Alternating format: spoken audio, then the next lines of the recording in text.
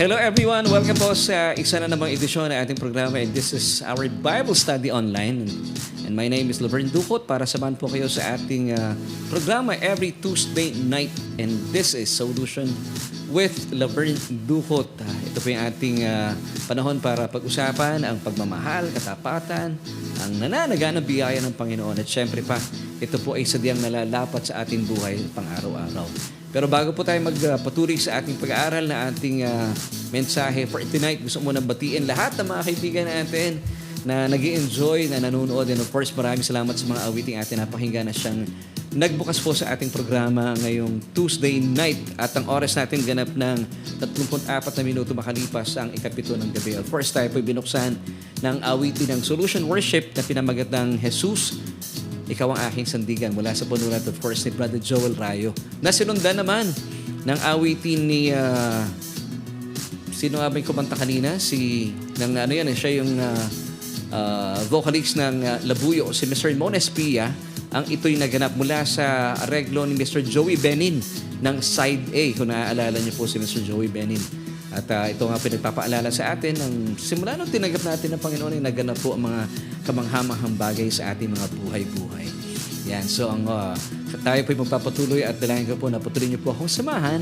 At kung kayo po ay napapagpalat naniniwala sa ating mga pinag-uusapan, please paki-share yung ating broadcast dahil sadyang ito po ay napapanahon. But of course, before we move on sa ating mga pag-uusapan, gusto mo nang batiin ang ating mga kaibigan na nanonood, nakikinig dahil tayo rin po ay napapakinggan sa Spotify at sa Apple Podcast. At maraming salamat po sa mga kaibigan natin.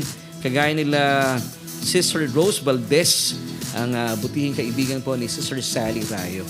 Salamat po sa inyong pakikinig sa amin at sana ay sasamahan po kami. Huwag kayong bibitaw dahil maganda po ating pag-uusapan. At salamat sa mga kaibigan natin from Bulacan, sila Sister Sally and of course si Brother Joel Rayo, na siya mismo nagsulat ng song na pinakinggan natin kanina, yung first song na Jesus, Aking Sandigan. So hello po sa mga kaibigan natin. Hindi ko alam kung si Sister Rose Valdez ay tiga Bulacan din. Tiga Bulacan din siya, I suppose, no? And binabati natin lahat ng mga kababayan natin na nanonood sa buong mundo. Kayo po ay sinasamahan ng inyong lingkod. Maraming salamat. Saan man po kayong panig ng daigdig naroon ngayon. Isang mapagpalat mabiyaya, umaga, tanghali at gabi ang aming pagbati mula po dito sa aming studio. And speaking of our studio, meron kaming bisita. First time na sinasamahan kami si Ate Ina. Yan, Ate Ina Mangila. Maraming salamat. Mula pa sa work niya ay sinasamahan kami dito. At mamaya darating of course sa ating mga kaklase. On-site, sila Teacher Nelly at saka si Ate Amel. And of course, si Ate Arian mula sa school ay sasamahan din kami maya-maya lang. At sa lahat ng mga nanonood ngayon sa ating mga kaibigan Luzon, Visayas, and Mindanao, isang mapagpalang gabi po dahil tayo po isumasa inyo every Tuesday night at 7:30. So maraming salamat sa mga kaibigan natin na gusto mo nang batiin po sila isa-isa. At siya nga pala, happy belated birthday kay Brother Ewat Manalastas, ang butihing hobby ni Ate Ana Manalastas.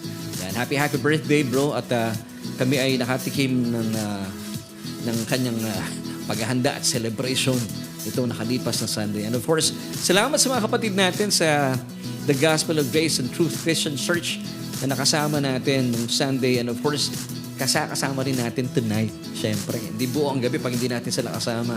And binabati na po natin lahat ng ating mga kaibigan mula sa Taytay. Kasama natin, of course, sila Brother Vicky and Sister Ellen na kasama natin sa ating pag-aaral. Sister Ellen Lucito. Yan, mga kaibigan natin. And happy birthday also to Sister Lynn Noche.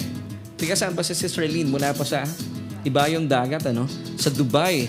So kung ipapadala niyo po ang inyong mga lugaw o kung ano man po handa ninyo, nandito na kami. Hintayin namin kayo. Lugaw? Pang birthday? Bakit lugaw? Spaghetti naman. Yan. So Sister Lynn, happy birthday. And gusto rin natin batiin. Meron kang pinapabati sa akin tonight na kaibigan ka mo ni Sister Dolor. Oo nga, antayin natin. Si nanay ni Sister Dolor. Santa Ana, no? Sister Dolor Santa Ana. Sister Dolor, maraming salamat po for joining us tonight. And Good evening po sa mga kaibigan natin. Of course, kasama natin si Brother Edison Salcedo Iguis. Nandyan din si Brother Jobs. Kumusta bro? Namiss ka namin nung Sunday. Belated happy birthday to you. Si Ate Jackie Alcantara. Nanonood. Naku, siguro nagtataka si Ate Jackie. Nandun si Ina. Oo, Ate Jackie. Nandito si Ate Ina. Kasama namin. Si Sister Sally Geronimo Rayo. Malay mo, baka bigla rin tayong gulatin nila Sister Sally. Kasi balita natin, papunta sila ng Manila, di ba? So, hello kapatid at kay Brother Joel.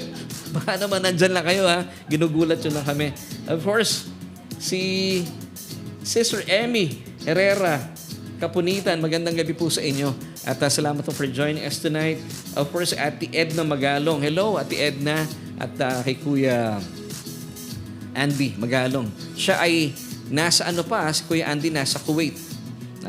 Kasama natin every Tuesday night yan. Of course, wala absent si Brother Fidel Gabiola. Na-miss namin kayo last Sunday. At si Ate Chi. Kumusta ka na, Ate Chi? I hope you're watching tonight. Pinabati rin natin si Ate Angge, si Angelica Joyce Kalayag. Naku, miss na miss ka na ng mga kapatid dito sa church. And of course, nandiyan din si Sister Ruth Samolde.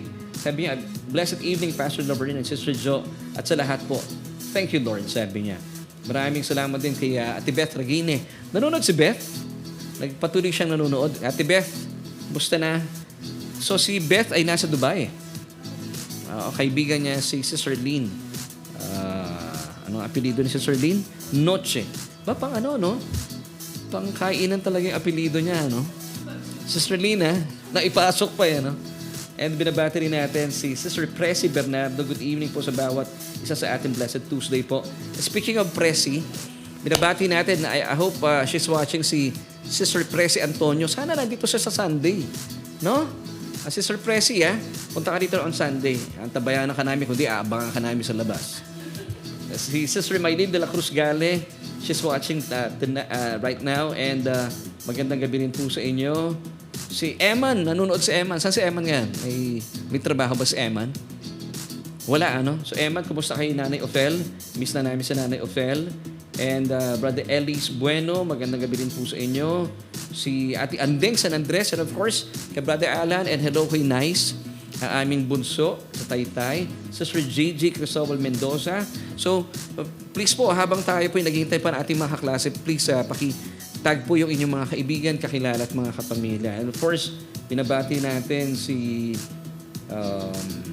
si Boss J, si Kuya Jason Encarnacion at si Ate Nika. Good evening. At talagang nanonood sa atin sila every Tuesday night. Sister Linlen Makariig mula sa Batangas. Ngayon din si Brother Howard Cruz. Hello kay Pastora Donna Cruz. At we'll see you on the 16th of November. At salamat po. Inintay ko yung message ni Pastora Donna Cruz. Kapangalan niya. Kilala mo si Donna Cruz? Yung dating artista at saka singer. Pero hindi siya to. Hindi siya to. Kapangalan lang ni Pastora Donna Cruz. Pastora siya. Hello sa mga kaibigan natin sa Bataan. And we'll see you soon. Sister Janet Arbuyes, binabati rin natin. Blessed evening din po sa inyo. From Bicol naman, ito nanonood sa atin. Si Sister Becky Amber Nidea. Wow, ang layo niya, no? Tiga Bicol pa. Wow. And of course, binabati natin, kasama natin tonight si Sister Rose Valdez. Sister Rosemary Casoko. Kumusta na? Hindi ko pa nakikita Sister Rosemary Casoko. Hello, Sister Rosemary Casoko. Maraming salamat for joining us. And binabati natin si Sister Eddie Bueno, kapatid ni Ate Jackie. Kapatid niya since birth. Yun. At binabati rin natin si Cirilla Revillame Lanzarote. Magandang gabi po sa inyo. And nandyan din si Brother Amando JC. I'm watching Pastor Laverne. Stay blessed. Maraming salamat po. Ako hindi ako nagkakamali. Pastor din si si Pastor Amando JC. Hindi po ako nagkakamali. Maraming salamat po, Pastor. Sister Telma Hona, good evening po, watching from San Pedro, Laguna. Yun, si John Paul, nanonood din. Si John Paul, kung di ako nagkakamali, ay from the office of the President. Kung di ako nagkakamali, siya ay nasa Malacanang office niya. So bro, kumusta na lang kay President Bongbong Marcos. Yan. Pinagpipray namin sila. Ako personally, I'm praying for him. And yun. Tama ba, bro? John Paul, sa Malacanang ka, no? Hindi ako nagkakamali. Tiga Malacanang si Brother John Paul Songsong. Yan. And si Ate Ana sa Manalastas. She's watching na. Of course, nandito rin si Nanay Carmelita Mendoza Hanoras. Nanay, November 9. Please join us. Kasi gusto namin makita yung mga kaibigan natin sa Solution din. Please join us po kahit sa hapon na kayo dumating at 3 p.m. Tayo po ay magse-celebrate na ating 6th year anniversary. At sa mga kaibigan natin na nanonood sa Solution, please join us on November 9. That's a Sunday. Ika-6 na taong anniversary po ng ating sambahan. Please join us and please you may get in touch with my wife, si Mami Jo, para po sa ibang mga detalye. So punta po kayo dito, sila Sister Ruth Katakutan, mga kaibigan na natin matagal yan. So join us. And ayun, nandito na si Sister Rosemary Casoko. Sister Rosemary Casoko, pag pwede ka on November 9, join us para may konti tayong convergence. Yan. Preset daw siya, sabi, naka-earphone kasi malakas ang TV na nanonood sila. Hindi pwede ipapatay, baka magalit sila. And yun, watching from si John Paul Songsong, watching from LA. Lower Antipolo. Maraming salamat, bro. Hindi mo sinasagot yung tanong ko, tiga Malacanang ka, di ba, bro? Nandiyan ang office mo. Malacanang, ano? Yes, ay sumagot na. Yun, bro, see you soon, ha? Si Pastor Miguel Chan, kalma. Hello, Pastor. Mabalitaan ka namin ni Mrs., ha? I-text ka niya tomorrow. Good evening din po kay Pastor. Pastora Ann Bunye, magandang gabi po sa inyo. Maraming salamat for joining us tonight. Of course, at sa marami pa natin kasama. So excited na ako to give you our message for tonight at purihin ng Panginoon. Napapanahon po ito. At tuloy-tuloy lamang po panonood. Siyempre pa, dito lang yan sa iyong programa.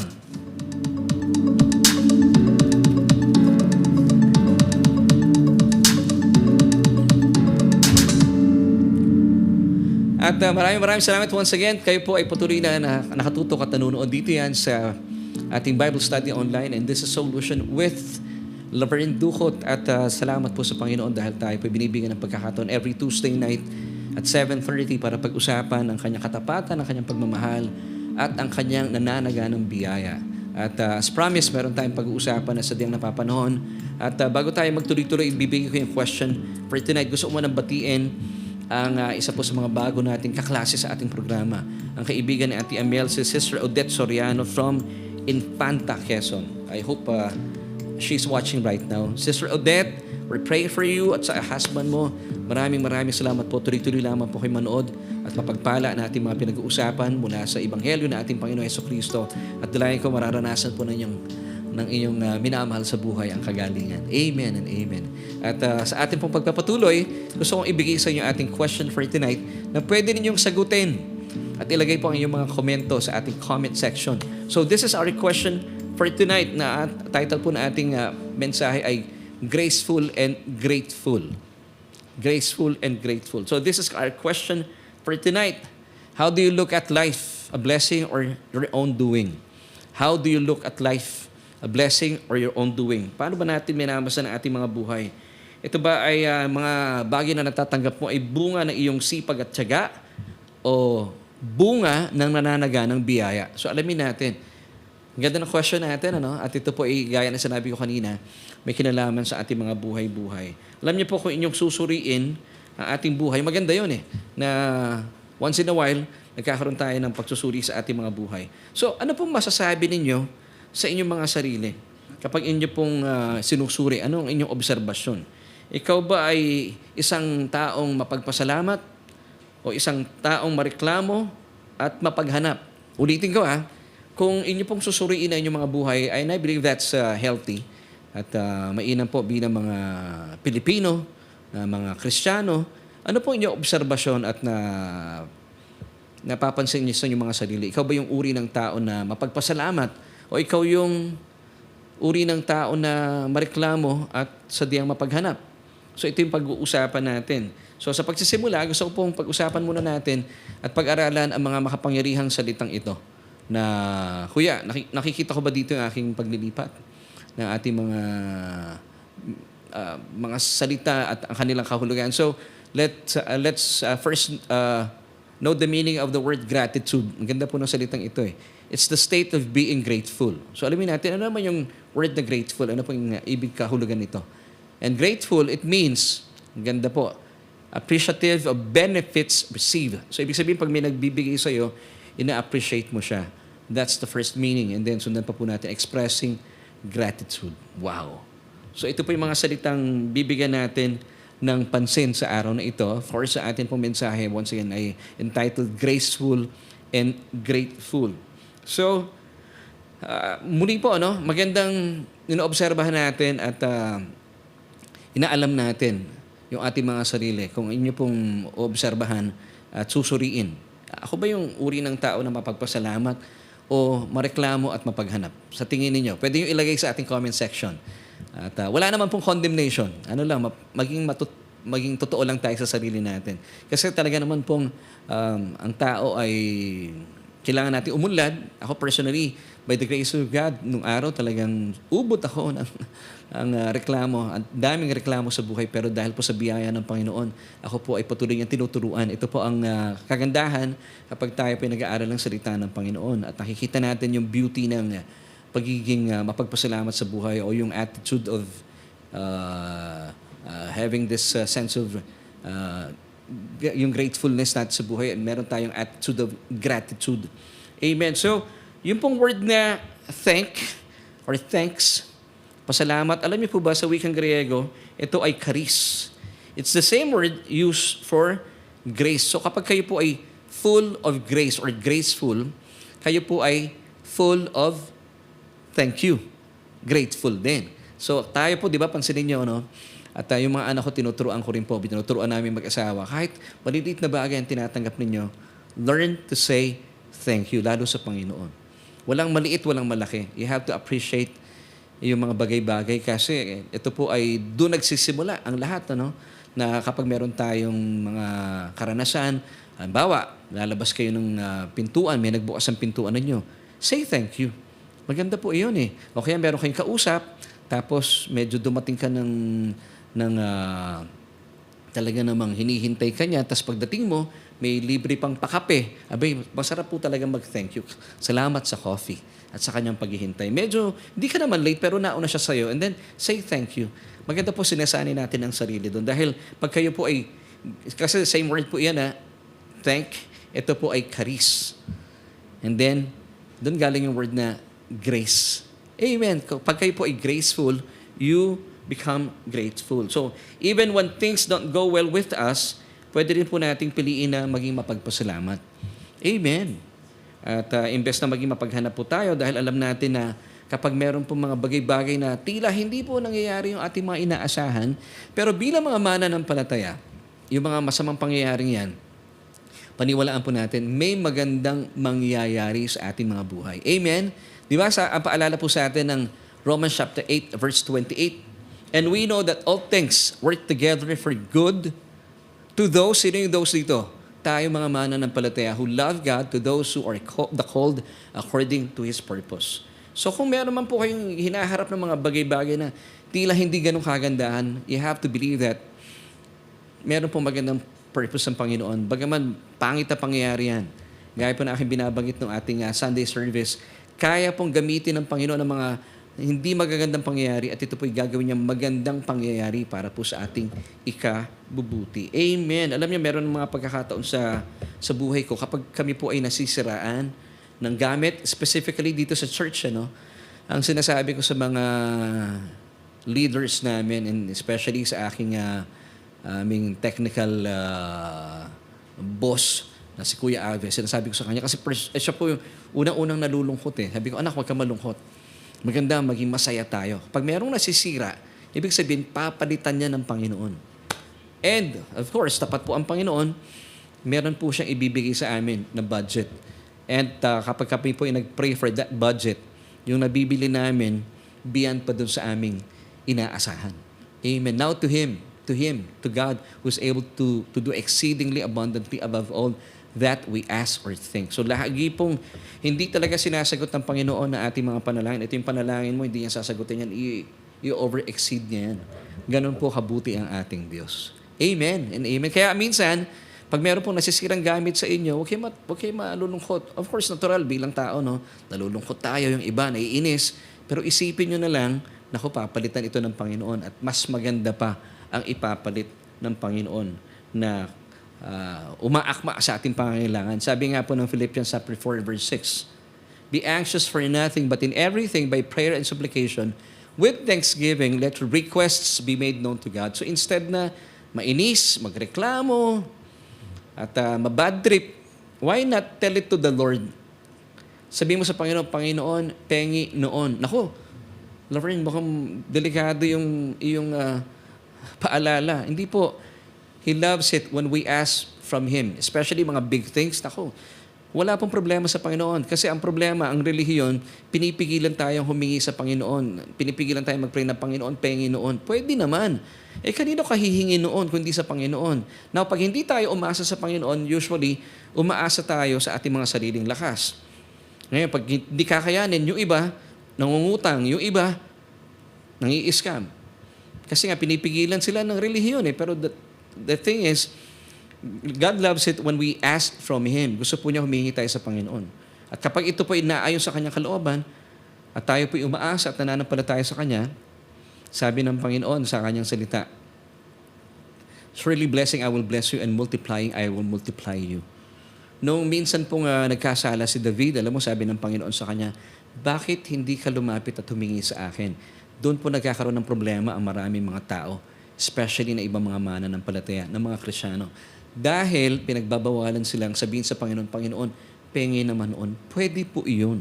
Kasi pag hindi mo hiningi sa Panginoon yan, aasa ka sa sarili mo or aasa ka sa ibang tao. Dapat po lahat po ng pag-asa natin, ibigay natin sa Panginoon. So once again, let me give you Philippians chapter 4, verse 6. Be anxious for nothing, but in everything, by prayer, take note church by prayer and supplication. Now, ito po yung difference dito. Whenever we pray, meron na tayong advanced thank you sa Panginoon with thanksgiving. Let your requests, take note, in plural form, be made known to God. Hindi po pa isa-isa, pwedeng maramihan. Let your requests, ganun po kabuti ang ating Panginoon. Amen and amen. At ang maganda dito, kapag ginawa po natin yung Philippians 4 verse 6, ang ganda na epekto, dahil ito po ang paalala sa atin ng verse 7 naman. Kapag ginawa natin yung verse 6, na ano yung verse 7? And the peace of God, which surpasses all understanding, will guard your hearts and minds through Christ Jesus. See? Kapag tayo po'y umasa sa Panginoon, ngayon, pag nag-pray na tayo with thanksgiving, wag na tayong nangungulit. Umasa na tayo, nag-thank you na tayo sa Panginoon. Asahan mo na lang yung kanyang exact timing. Hindi po mahuhuli ang Panginoon, hindi rin po siya mag-a-advance. Ang maganda rito, hintayin natin. Pag dumating yun, sasabihin mo sa Panginoon, ako Lord, thank you. Talagang perfect po ang timing mo. Amen. Di ba si Mrs. nag-pray ng asawa, hubby lang? Ang dumating sa kanya, hunk. Di, joke lang. Now to Him who is able to do exceedingly abundantly above all that we ask or think. Amen? Pinapatawa ko lang po yung mga kasama namin dito sa church. So, ina-over-exceed niya yung ating expectation. Ganon po kabuti ang ating Panginoon. Amen. Kasi kapag kayo po ay thankful or mapagpasalamat sa Panginoon, sa mga bagay na meron na po tayo, kahit man po gaano kaliit yan or kakaunti, kapag in-acknowledge natin na galing lahat yan sa Panginoon, alam niyo po ang maobserbahan ninyo at nararanasan nyo, yung mga bagay na yan, kahit maliliit, dumadami. Now, kapag ikaw ay blessed, ang purpose ng Panginoon, kung bakit ka ginagawang blessed, is for you to be a blessing. Hindi ka binless ng Panginoon para maging ganid, maging gahaman. Hindi po yan ang purpose ng Panginoon. Kaya ka binless ng Panginoon is for you to share those blessings sa mga tao. Now, naalala niyo po ba ang Panginoon Jesucristo? Nung siya po ay nanalangin at nagpakain po sa napakaraming tao, sa 5,000 katao, hindi pa po bilang dito ang mga bata at mga nanay ng mga bata. So all in all, kung 5,000 po ito, napaka-conservative po ng bilang. Pero sabi po ng ibang mga theologians, kung bibilangin ng mga bata at ang mga nanay ng mga bata, nasa 15,000. Kaya po yung mga disipulo ng Panginoon talagang nangarag sila. Sasabihin nila, ako po, saan namin kukunin ng papakain sa mga napakaraming taong ito. Now, ano pong ginawa ng Panginoon? Nung siya po ay nakatanggap ng 5 mga tinapay at 2 maliliit na isda. Hindi po balyena yung natanggap ng Panginoon, ha? Maliliit na isda. Actually, ang sabi ng mga theologians, mga sardinas. Gaano kalalaki ang sardinas? Di po ba? Sana kung balyenang malalaki yun, pwedeng maisip mo na, medyo kakasya. Now, tingnan natin ang istorya dito at matuto po tayo. In John 6, verse 11, ang ganda pong matuto natin at makita natin kung paano po ang pamamaraan ng Panginoon. And Jesus took the loaves. Wow! Nung nakamit po ng Panginoon itong mga tinapay, anong ginawa niya? Kinimkim ba niya yung tinapay na ito, ipinagmasungit niya? Hindi po. And when He had given thanks, yun po ang sunod niyang ginawa. So pag may natatanggap tayo, first things first, we have to give thanks to the Lord. Maging grateful tayo because grace yun eh. Pag sinunod natin ang istoryang ito, talaga naman ginamit ng Panginoon yung lad, yung little boy para sila po ay makakain. 5 tinapay, 2 maliliit na isda. So nung tinanggap ng Panginoon ito, ang kanyang unang ginawa, at matuto po tayo, you have to give thanks to Abba. So pag may natatanggap po tayo, ako lagi kong sinasabi sa aking mga anak, pag may natanggap kayo, first things first, you have to give thanks. At ang kanilang thank you, alam niyo po paano po nagte-thank you ang mga batang ito? Pinapa-Gcash na po nila kagad yung kanilang tithes and offering sa mami nila or sa church. Amen. So, pinapadala na nila kagad. So, it's a form of worship. Alam niyo po ba, pag nag-thank you kayo sa Panginoon, it's a form of worship. Kasi ina-acknowledge mo, Lord, galing sa iyo ang aking resources. Amen. So, ganoon din po ang Panginoon. So, sundan natin ang istorya. Let's go back to John chapter 6, verse 11. And Jesus took the loaves, and when He had given thanks, ito na sumunod na ginawa niya, He distributed them to the disciples. So, hindi po nagtagal sa kanya yung tinapay at ang 2 isda. And then, ang ginawa ng mga disciples, and the disciples to those sitting down. Bakit sitting down? Alam niyo po yung posture na nakasit down? Ito yung mga taong hindi reklamador. Hindi yung, di ba? So, tayo po, nakikita ko, pag hindi tayo nagre-reklamo, nauuna natin nakakamit yung mga biyaya ng Panginoon. Di ba, usually sa mga pila, sabi ng Panginoon kasi dito magsiupo kayo, at doon sa pinag-upuan nila, yung context po ng istoryang ito, may mga damo. Now, bakit inuna ng mga disipulo yung mga nakaupo? Kasi usually yung mga nakaupo, yung kanilang posture ay nag-aabang lang. Sila ay expectant for those blessings. Pero yung mga nakatayo, usually nakaganyan eh. Bakit ang tagal-tagal? Diba? Ganyan yung mga posture ng mga naiinip eh. Ba't ang tagal-tagal? Kami nandito, kanina pa, hindi. Ang unang binigyan ng mga disipulo, yung mga nakaupo. Ano po ibig sabihin ng mga nakaupo? Ibig sabihin, expectant po tayo and grateful tayo sa darating na pagpapala. Hindi ka natataranta, hindi mo na kailangan tumayo, pinaupo nga tayo ng Panginoon eh. At tayo po bilang mga mananampalataya at nasa ilalim ng biyaya, ito po yung posture natin nakaupo. It's a posture of rest. Hindi ka nakikibaka, hindi ka sumisigaw, hindi mo sinisigawan ng mga disipulo, oy, kami naman, kanina pa kami dito. Hindi po gano'n ang mga mananampalataya. Marunong po tayong maghinto. And then, ang maganda dito, sila po ba ay binigyan ng Panginoon ng paalaala? Oy, ano lang ha, konti lang ang kurot gagawin nyo sa tinapay. Huwag kayong masyadong kukuha ng isda. Hindi po, ang susunod na nangyari dito, pakita natin kuya. Once again, John 6 verse 11. To those sitting down, and likewise of the fish, as much as they wanted. Nakita niyo po, napakagalante ng Panginoon. Hindi sinabi ng Panginoon, konting kurot lang ha. Hindi. As much as they wanted. Amen. And amen. Di ka ba may love sa Panginoon natin? Samantala, ang relihiyon, sinasabi lagi ang Diyos ay dapat ganito lang. Huwag kayong sosobra. Hindi po. Hindi uso sa Panginoon ng sapat. Ang biyaya po niya is more than enough. Kaya naalala ko, dapat pala pinlay natin yung song ni Ate Amel, no? His grace is more than enough. Ganda po ng song na yon. Amen. So, say this with me, church. As much as they wanted. Ano pong ibig sabihin nun? Kumuha sila ng tinapay at isda. Wow! Hindi po sila kumurot-kurot lang. Hindi. As much as they wanted. Kapag ipinagpasalamat po natin sa Panginoon, ang mga bagay-bagay, kahit po maliliit yan, anong nangyayari? Dumadami. At maganda po, kapag ito po ay dumadami na, huwag mo angkinin lang, huwag mo ipagmasungit. Ibahagi mo sa mga kapatiran. Nang sa ganyan yung mga kapatiran, ibabahagi rin sa mga maraming kapatiran. At sila po ay mapapagpala din. Pinagpala ka ng Panginoon para maging pagpapala sa maraming tao. Mahirap po yung taong gahaman eh. Di ba sa panahon natin sa ngayon, ito ang problema ng Pilipinas eh. Nang pumutok po ang issue ng ghost projects ng DPWH. Meron na sila, sumusweldo na ng 70,000, naghangad pa. Yun pong ayaw ng Panginoon. Paggahaman ka, napapahama ka, nagkasala ka, at yun pong nakakalungkot na balita. Pwede po sila makulong due to plunder. At talaga pong, ito pong nabalitaan natin, maisingit ko lang, no? Yung 3 empleyado po ng DPWH sa Bulacan. Sila daw po ay forever na hindi na makakapasok sa anumang government agencies or government offices. At hindi rin sila makakatanggap ng kanilang, anong tawag dun yung separation pay. Grabe. Now, bakit? Because of sin. Ang laki na ng sweldo, 70,000 nowadays, ang layo na mararating nito. Pero dahil nga po naging gahama, naging ganid ng tao, yung sobrang sapat na, hindi pa naging sapat, nasa pa ng marami. Pero hindi sila namigay. Napunta lang sa kanila. Yung dapat hindi para sa kanila. Kaya po nararanasan natin pag umuulan, binibiro ko nga po yung mga churchmates natin nung Sunday. Kagaya po dito sa Las Piñas, hindi naman kami binabaha. Pero pag sabay-sabay po kami nag-toothbrush, binabaha na rin kami dito. So kung dapat na isaayos at wala sanang ghost projects ang DPWH, hindi po natin mararanasan ito.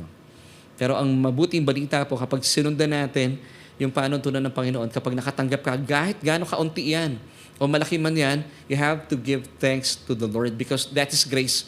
Pag ikaw ay graceful, di ba, yung word na thanks, charis, nagiging grateful ka. Same word po that is used, charis. Amen. So kapag kayo po ay grateful, hindi mo inaangkin lahat. Pinapamahagi mo sa iyong mga kapatiran, mga kapitbahay. Amen. Because you are blessed to be a blessing. Come on, say this with me. I'm blessed to be a blessing. Pakilagay po sa ating comment section. Now, tuloy natin. Dito na tayo sa John chapter 6 verse 12 naman. So, puntahan natin ang talatang ito. So, when they were filled, so dito nakita natin, sila po ay nabusog. Siguro yung mga kalalakihan dito, no? Yung hawak nila yung kanilang mga tiyan. Hindi ako kasi makarelate dito, hindi ko magawa ito eh. Yung hawak nila yung kanilang mga, ano yung term mo man na ginagamit? Hindi bundat eh. Bintog na tiyan. So when they were filled, ang sumunod na nangyari, Jesus said to His disciples, gather up the fragments that remain. So, may sistema ng Panginoon, ayaw niyang meron natatapon na pagkain. So mga kapatid, kung meron kayong mga pagkain, ipamahagi nyo. Pag busog na kayo, tipunin nyo. So that, sabi dito ng Panginoon, nothing is lost. Nakita niyo po, napaka-systematic ng Panginoon. Kapag ikaw ay full of grace, grateful, namigay ang Panginoon. Pero sabi niya, hindi naman dapat magkalat kayo dyan. I-gather natin so that nothing is lost. And then, verse 13 tells us, therefore, they gathered them up and filled 12 baskets with the fragments of the 5 barley loaves which were left over by those who had eaten. So, ang dami pa po napagpala. I believe, alam niyo bakit 12 baskets? Nabiyayaan pa yung mga naglingkod. Yung 12 mga disipulo. So, ganito ang Panginoon. Kapag naglilingkod po tayo sa Panginoon, take note, church, meron tayong mga kapatiran sa church, di ba? Yung ibang mga members nag-uuwian na. Pero yung mga manggagawa, nag-extra mile yan eh. Alam niyo po, bagaman kayo po yung pagod na pagod, meron pa kayong pauwi ng Panginoon kasi meron pa silang nag-gather na 12 baskets full of the fragments. So, may pasyaron pa kayo. Kaya di ba, naalala nyo sa church, di ba pag anniversary po natin, salamat kila Ate Ina, salamat kila Ate Shernelly, sila Ate Maisa, sila Ate Amel, at marami pang iba na talagang tinutulungan tayo, di ba? Meron pa tayo na uuwi ng mga chicharon, kropek, at mga iba pang mga pagkain na natitira. Yun ang blessing natin ng mga naglilingkod sa Panginoon. So wala talagang tapon. Amen. That's the beauty of being graceful. Nagiging grateful tayo. Kasi natututo tayong mamigay, magbahagi, at ang nakakatuwa sa Panginoon, hindi ka uuwi na hindi ka nakapag-sharon. Wow! Praise God. Pwede bang ilagay natin sa ating comment section? Praise God. Di ba? Gusto natin mga Pilipino na nakakapag-sharon kayo. Alam ng Panginoon yan. Amen. Amen. So, mga kapatid, bilang mga Kristyano, lalo na po sa mga panahong ito, ay ang kinin natin ang mga pagpapalang ito. At tingnan natin yung mga pagpapalang ito. Tutukan natin ang Panginoon. You have to be gracious. Kasi grace lahat ito eh. At maging grateful. So kapag ganyan ang ugali mo, hindi po kayo magiging gahaman. So anong sekreto para hindi maging gahaman? Now, ito yung truth to think about. Inawa akong Tagalog. Mas cute sa Tagalog eh. Iwasan po natin ikumpara ang sarili natin sa iba sa kung anong meron sila na wala ka. Nang maiwasan po natin ang maging gahaman at managana sa puso ang pasasalamat at hindi ang mapaghanap. Ang mahalaga, alam mo na pinagpala ka na. Naniniwala po ba kayo na kayo po ay pinagpala na? Please say amen. And let me give you this verse. Ephesians chapter 1 verse 3. Blessed be the God and Father of our Lord Jesus Christ, who has blessed us with every spiritual blessing in the heavenly places in Christ. So take note of the word blessed in this passage. Who has blessed us? Ibig sabihin, pinagpala na po kayo. So mahalaga, alam mo, pinagpala ka na. At kung malinaw po sa inyo ang Ephesians chapter 1 verse 3, ito yung beauty nito, nagiging grateful ka kasi blessed ka na eh. And you are blessed beyond measure. Come on, pakilagay po sa ating comment section. I am blessed beyond measure. Kapag nakatutok ang mata mo sa Panginoon, kapag meron ka natatanggap, kahit konti lang, nagte-thank you ka kay Abba. Abba, thank you so much because I'm blessed beyond measure. Now, pag hindi mo nakikita at di ka nakatingin sa Panginoon, nakatingin ka sa kapitbahay mo, nakikita mo lang yung meron yung mga kapitbahay mo sa Facebook. Alam niyo, wag po kayong masyadong nagpapaniwala sa Facebook na yung mga pictures ng panahon yun, marahil ang ulam mo, tuyo. Aba, masarap ang tuyo, ah. Tapos meron kong nakitang kaibigan mo, kumain sa mamahaling restaurants. Huwag po kayo mainggit doon. Baka naman, late upload lang yun. Matagal na niya kinain yun. Baka 1 taon na yun. Di ba? So maganda po rito, tingnan natin kung anong meron tayo. And then give thanks to the Lord because lahat po ng pagpapala natin ay biyaya, undeserved favor. Pag sinabing biyaya, galing sa Diyos, wala tayong iniambag. Actually, hindi tayo karapat-dapat, pero God has been gracious to us. Kapag nagiging, ganito po yung mindset natin, nagiging grateful tayo. And then, nagiging mapagpasalamat tayo. Amen. Hindi tayo mareklamo kahit po anong ulam yan. Alam niyo, nung isang araw, nagpapasalamat ako sa Panginoon. Ang simple ng ulam namin na puro tira-tira lang. Pero kaming pamilya, I appreciate yung aking mga anak. Sabi na, ano po ulam natin? Alam mo, para kaming piyesta. Ang daming mga maliliit na pagkain. Pero na-enjoy namin talaga. Na-enjoy namin. Praise God. Nakakatawa po kapag tayo po ay inaangkin natin ng mga pagpapala ng Diyos sa atin ay biyaya. Pag sinabing biyaya, grace, undeserved favor, unmerited and unearned favor, nagiging grateful tayo. Di ba? Kesa yung ibang mga tao na sobrang reklamador, ang daming mga putahe sa lamesa nila, pero dahil reklamador sila, hindi po nila na-appreciate yung pagluluto rin ni nanay. Konting bagay lang, bakit ang pait nito? Itong isa sunog. Pero kapag tayo po ay nakatingin talaga, maliit man yan, pero alam natin galing sa Diyos. Alam mong grace yun. Nagiging grateful po tayo. Amen! Now, ito po yung mga magagandang bagay. Kapag kayo po ay kinikilala ninyo na ang mga tinatanggap ninyong pagpapala ay biyaya. Now, let me give you ito pong mga paalalang ito. Knowing you're blessed brings these things. Number 1, you become generous. Di ba? Church? Amen. 2 Corinthians chapter 9 verse 8 tells us, and God is able to make all grace abound toward you, that you always, having all sufficiency in all things, may have an abundance for every good work. So tayo po yung nagiging generous, hindi tayo nagiging masungit. Kasi alam mo, it is God who gives you the power to get wealth. Kaya nga po, pag tinitingnan mo yung bank account mo, marami yan, you have to acknowledge, hindi galing sa'yo yan. Alam niyo yung mga taong tinitingnan nila na self-made man sila, yung mga tipong alam nila, kaya naman makapal ang bank account to dahil ako'y mahusay, magaling. Alam niyo po, pag na-deplete yung kanyang bank account, talagang manlulupay pa yan. Kasi nandun po yung kanyang confidence sa kanyang bangko. Pero kapag alam natin, yung makapal man ang bank account ninyo, makapal man ang pitahan ninyo, pero kinikilala mo na biyaya po ito, hindi tayo nagiging masungit. Pagbigay tayo, become generous. That's number 1. Ikalawa, you become grateful. Amen. Let me give you 1 Thessalonians chapter 1 verse. So we give thanks to God always for you all, making mention of you in our prayers. Amen. So maganda po talaga na kapag nakikita natin ang lahat ng bagay ay biyaya sa atin ng Panginoon. Hindi po tayo nahihirapang magbigay. Pero gusto ko pang paalaala, kapag kayo po yung nagbibigay, also ask the Lord, ito bang taong ito ay karapat-dapat kong bigyan? Para hindi rin po kayo napapagsamantalahan. Kasi minsan, yung ibang tao, pag pinagbigyan mo, Maya-maya, lagi ka na lang babalik-balikan. Hindi rin po maayos yun. Mainam po, turuan nyo rin po sila paano magtrabaho. Hindi naman pwedeng asa lang sila ng asa sa'yo.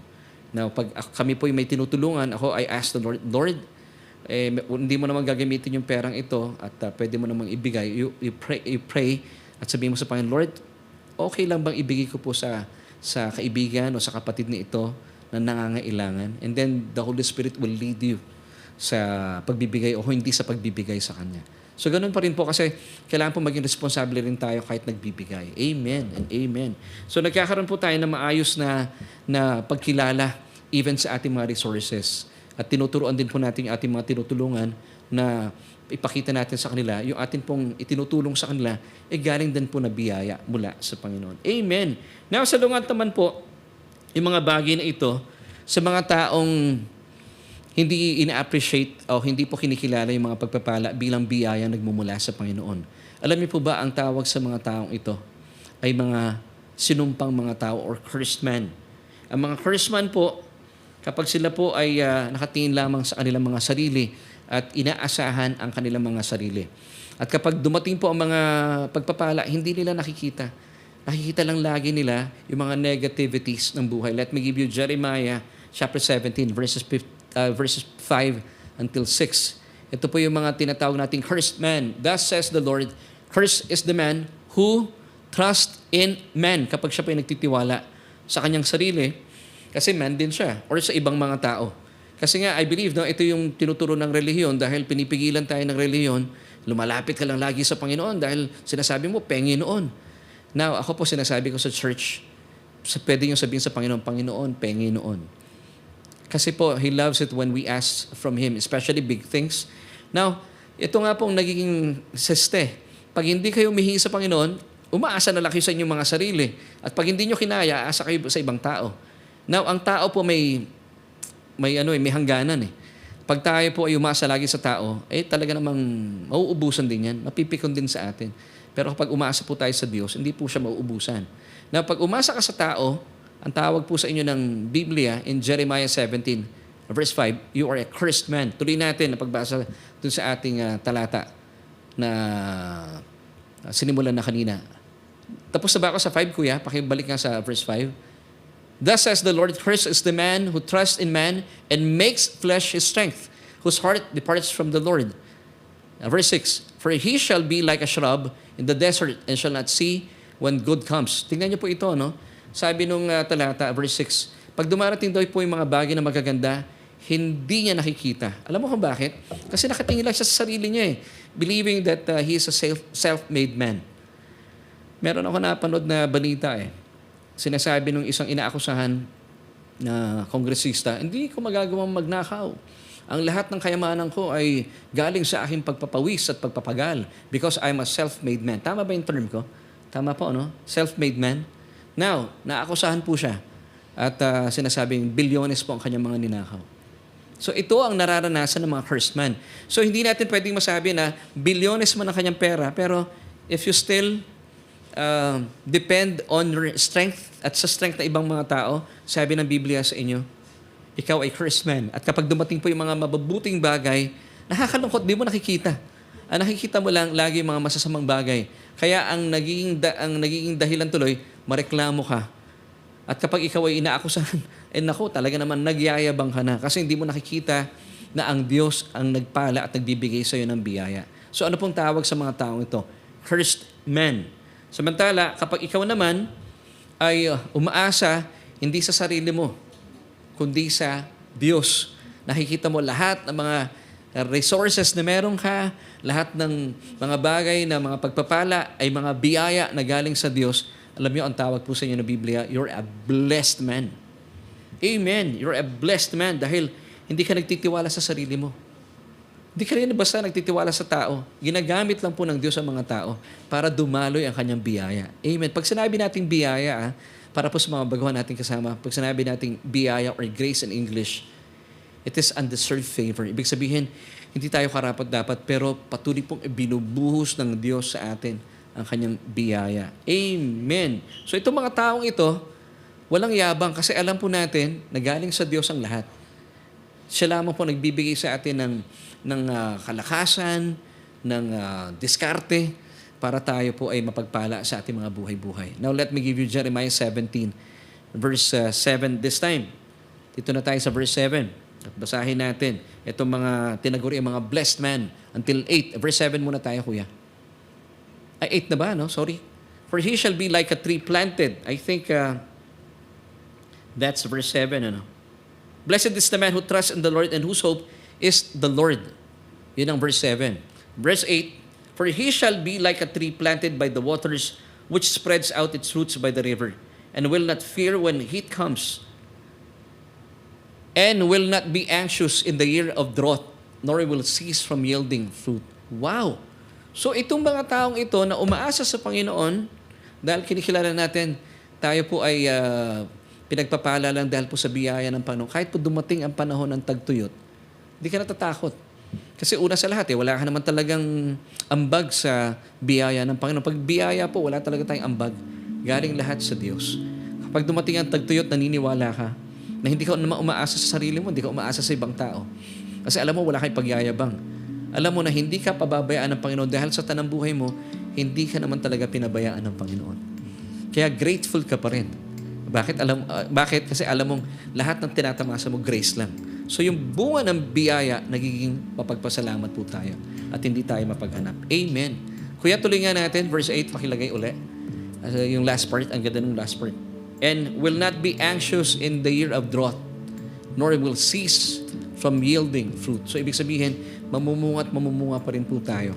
Dahil ang magbibigay po sa atin ng dahilan para mamunga, Diyos pa rin. Kaya at the end of the day, ano pong sasabihin natin? Sa Diyos ang papuri. Kaya pag kayo po binati ng inyong mga kaibigan, kakilala, mga kapamilya, uy, taghirap ang Pilipinas ngayon, pero bakit mukhang pinagpala ka pa rin? Anong sinasagot natin? Biyaya eh. Hindi mo sasabihin yung wala pa yan. Hindi pa yan. Of course, sabihin natin, biyaya talaga. So umaasa tayo lagi sa Panginoon. Nakikita ng mga tao yung pagpapala sa atin. Kaya po tawag sa atin ng Biblia in Jeremiah 17 verse 7, blessed man. Come on. Say this with me. I am a blessed man. Pakilagay po sa ating comment section. I am a blessed man. Maasa tayo sa Panginoon lang. Alam natin na lahat ng ito ay biyaya or grace. And that's why we become grateful to Him. Amen. So let's go back to our question as we end. Napakasarap po na ating pag-aaral na ito. How do you look at life, a blessing or your own doing? Kayo po ba, nakikita nyo ang buhay na nakakamit niyo dahil sa inyong sipag at tiyaga, o ito po ay dahil lamang sa kanyang biyaya? So ito po ang ating solution as we end. Always look at life as a blessing from God because He is the source of all gifts. And I'll be giving you these verses before we end. Deuteronomy 8 verse 18. Ang ganda po paalalang ito. Sa lahat po ng inyong mga natatanggap, and you shall remember the Lord your God. Why? For it's because it is He who gives you power to get wealth. Hindi po natin pwede pagmalaki. I'm a self-made man, no such person. Lahat po galing sa Diyos. It is He who gives you the power to get wealth. Even po yung mga sales mo ngayon, yung mga kliyente mo, it is He who gives you, yung kliyenteng yan, it is He who gives you the power to get wealth. Now, ito po yung magandang paalala sa atin. Bakit? That He may establish His covenant, which is worth to your fathers, as it is this day. So tayo po pinagpapala ng Panginoon to be a blessing to the church para pagpatuloy po natin ang mayamang mensahe ng bagong kasunduan ng purong biyaya. Tuloy po natin, Philippians chapter 2:13. For it is God who works in you both to will and to do for His good pleasure. So, anuman pong sipag na meron kayo, anumang tiyaga na meron kayo, it is God who works in you both to will and to do for His good pleasure. Galing pa rin sa Diyos ang energy mo, galing pa rin sa Diyos ang passion mo. Wala tayong pagmamalaki. Amen. Galing sa Kanya lahat ng biyayang ito. And, last verse, James chapter 1 verse 17. Every good gift and every perfect gift is from above and comes down from the Father of lights, with whom there is no variation or shadow of turning. Amen. Now, bilang pagtatapos, kasi nga sabi natin, yung mga taong umaasa sa kanilang mga sarili, pag may mga dumarating na mga mabubuting bagay, hindi nila nakikita. Pero pag sila pinapupuri, gusto lang ipinagmamayabang yung kanilang mga sarili. Kasi sasabihin nila, I'm a self-made man. Now, kung ikaw po ay kinikilala mo ang Panginoon, Nasa Kanya galing ang biyaya. At hindi mo mapigil ang sarili mo magyabang. Pwede bang magyabang, Laverne? Pwede naman po. Pwede naman sabi ng Bible. Magyabang tayo. Sabi ng 1 Corinthians chapter 1 verse 31. That as it is written, he who glories, let him glory in the Lord. Gusto mo magyabang? Pagyabang mo ang Panginoon. Huwag yung sarili mo. Kasi sa totoo lang, handami natin pwedeng ipagmalaki patungkol sa Diyos. I-magnify natin ang Kanyang biyaya. At kapag minamagnify natin ang Kanyang biyaya, nagiging graceful ang buhay. At ang bunga nito, nagiging grateful po tayo. So I pray na nakita po natin ang napakagandang revelation ito. Sa totoo lang, wala tayong pagyayabang, pero if you want to boast on something, ipagmalaki po natin ang Panginoon. Amen and amen. Purihin po ang Panginoon at makita po natin napakasaya ng buhay. At ang buhay natin, may iwasan nating magreklamo. Pag tayo po yung nagre-reklamo, sabi nga ng salitang yan, talagang mabigat sa puso yan. So, paalala po sa atin ng Biblia, kung medyo napapaisip ka, blessed ba ako talaga? Sabi nga ng kanta, count your blessings and name them one by one. Umpisahan mo na yan. Kukulangin ka ng oras, ang dami mong pagpapala. Amen. So, kaibigan at kababayan, kung kayo po ay napagpala sa ating mga pinag-usapan at gusto nyo maranasan ang nananaganang biyayang ito at gusto mo rin maging grateful sa buhay, I would like to encourage you to receive Christ today as your Lord and Savior. Sabi po ng Biblia, kung ipapahayag po natin ating mga labi, if you confess with your mouth the Lord Jesus Christ and believe in our hearts that He was raised from the dead, you shall be saved. That's simple. All you have to do, just pray this prayer with me at maniwala po kayo na nabuhay na magulo ang Panginoon and you will be saved. At makikita po natin ang napakayamang biyaya ng Panginoon. At mula po doon, tahakin natin yung landas ng buhay na punong-puno ng pasasalamat. So gusto niyo po bang tanggapin ng Panginoon? Pray this prayer with me. Sabihin niyo po ito, O Diyos, kinikilala ko aking sarili sa diyang walang lakas at walang magagawa para iligtas sa aking buhay. Kaya naman, tinatanggap kita, Jesus, bilang aking Panginoon at tagapagligtas. Dahil naniniwala po ako na sa iyong kamatayan doon sa krus ng Kalbaryo, winakasan na ang kasalanan ko. At makalipas sa 3 araw, ikaw ay binuhay ng Diyos mula sa mga patay.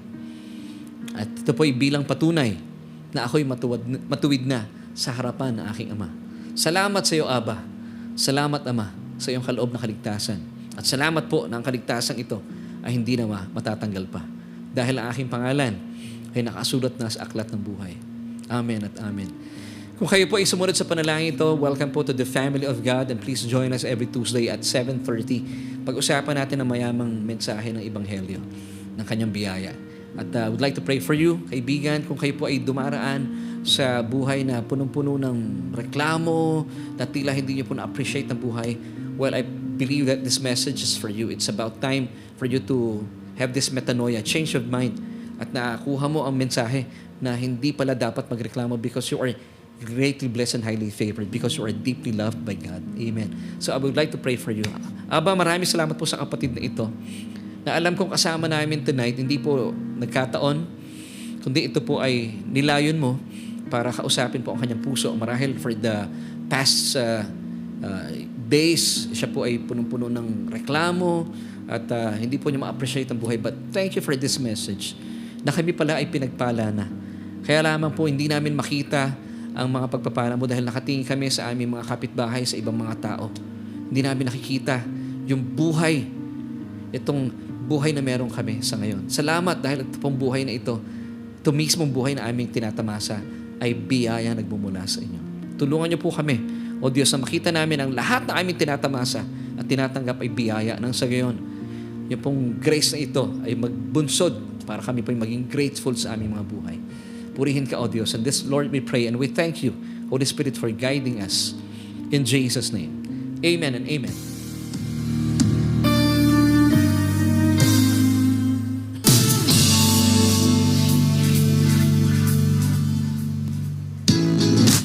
Well, kaibigan, maraming salamat po. It's already 28 minutes after 8. Ang bilis ng panahon at tayo po ay nasa huling bahagi na ng ating programa. Once again, maraming salamat po for joining me tonight. At bago tayo matapos, ay kung kayo po ay napagpala at naniniwala sa ating mga pinag-uusapan, please paki-share yung ating broadcast. Nang sa gayon ay mas malawak po ang maaabot nito at sama-sama tayong maging grateful sa ating Panginoon at sa ating buhay. Amen and amen. At gusto kong batiin at pasalamatan si Ate Malin Choling Solidad. Kumusta na sa inyong family? Of course, salamat din kay Nanay Medi Remo, Sister Linden Macaraeg, Brother Ricky Lucito. Yan, maraming salamat din kay Kuya Andy Magalong, kay Brother Howard Cruz. Salamat din kay Maria and James Kazui. Thank you for the cross, Lord, sabi niya.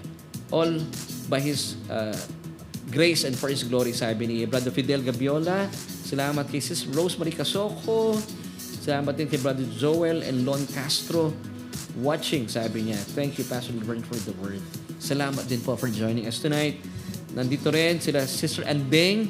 Salamat po for joining us tonight. Si Sister Elise Bueno.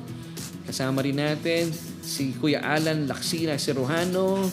Nandiyan din si Sister Ruth Katakutan. Sister Ruth Katakutan, I'm inviting you po. At sa mga kaibigan natin nanonood, please join us on November 9 at 3 p.m. para kahit di po maaga kayong dumating dito sa hapon. Meron tayong church celebration. Nang sa gayon ay ma-meet na namin kayo in person. At sa lahat po ng mga kaibigan natin na nakakasama natin sa ating broadcast every Tuesday. And mother ni Sister Dolor, si Nanay Zenaida Colliantes. Nanay, kumusta po kayo? At salamat po for joining us tonight. At sa mga kaibigan natin, kung kayo po ay nandito lang naman sa Pilipinas, kagaya na, hindi ko alam kung nasa Pilipinas si Sister Maria and James Kazui, please join us. Nasa Japan. Ang lapit lang ng Japan. Luwas po kayo. Join us. Sila Sister Linden Macaraeg. Alam ko, tiga Batangas siya eh. Si Sister Odette Soriano, please join us on November 9. Kasi yung mga tiga-Taytay din kasama natin, di ba? To celebrate with us. Tiga-Infanta ba siya? Malayo pala, no? Ano ba mas malayo, Infanta Quezon o Japan? Infanta Quezon pa rin, ano? Sister Medi Remo. Nanay, join us po, November 9. Ito, si Sister Gigi Cristobal Mendoza. Tagal na natin inimbitahan. Of course, si Sister Luz Peralta mula Bulacan, please. Kung available po kayo, join us November 9. Ako, masaya po ito. Thank you, Jesus. I'm blessed. Sabi ni Sister Cirila Revilla Melanzarote. Ngayon din, si Emmanuel Gremio. Emmanuel Gremio, please join us, ha? On November 9. Sa ating anniversary. Sa Eman to, sa Eman. And si Kuya Makoy, I'm a blessed man. Amen. Kasama rin natin si Dana May Miranda Punsalan. And gusto natin batiin pala, belated happy birthday kay Sister Lai. Birthday ni Sister Lai. Sister Lai, congratulations, may bago na siyang work eh. And we're hoping na makasama na natin siya on Sunday. Miss na miss ka na namin. Si Ate Lou Herrero, magandang gabi po sa inyo. Nandyan din si, dami tayong kasama eh. Jeffrey Blasco Tejada mula sa UAE. Oy, punta ka rin dito sa Manila. Luwas ka. Si John Paul, bro, samahan mo kami at tayo mag-celebrate ng kabutihan ng Panginoon. Yon, si Ate Dolores Santa Ana, magandang gabi po sa inyo. At kinanay, muli kay Nanay Zenaida Colliantes. Pinabati rin natin. Yon, marami mga kasama natin. Naku, oras na po para tayo po ipansamantala mag-iwahiwalay. So please, mga kapatid, ang ganda ng message title natin, Graceful, Grateful.